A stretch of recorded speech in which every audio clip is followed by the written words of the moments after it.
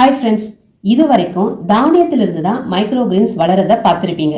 ஆனா இன்னைக்கு நோ தானியம். அது மட்டும் இல்லாம 2 சீடையும் ஒரே ட்ரேவில் தான் போட போறேன்.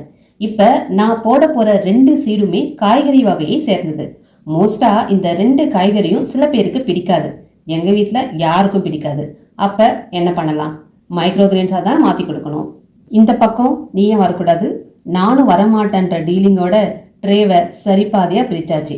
வாங்க சீடை போட்டுடலாம். பில்டப் எல்லாம் போதும். அது என்ன காய்னு கேட்குறீங்களா? இதோ இந்த 2 காயும் தாங்க. Beetroot and radish. காயை வாங்கினோமா, கட் பண்ணோமா, சமைச்சோமா, சாப்பிட்டோமான்னு இருக்காம எதுக்கு இந்த தேவையில்லாத வேலைன்னு நினைக்கிறீங்களா? காயா சாப்பிடும்போது கிடைக்கிற நியூட்ரியன்ஸை விட மைக்ரோ கிரீன்ஸாக சாப்பிடும்போது 40% அதிகமான நியூட்ரியன்ஸ் நமக்கு கிடைக்குது. அப்போ கொஞ்சம் எஃபர்ட் போட்டதில் தப்பு இல்லைன்னு நினைக்கிறேன். ஆரோக்கியம் முக்கியம் இல்லையா? Stay healthy.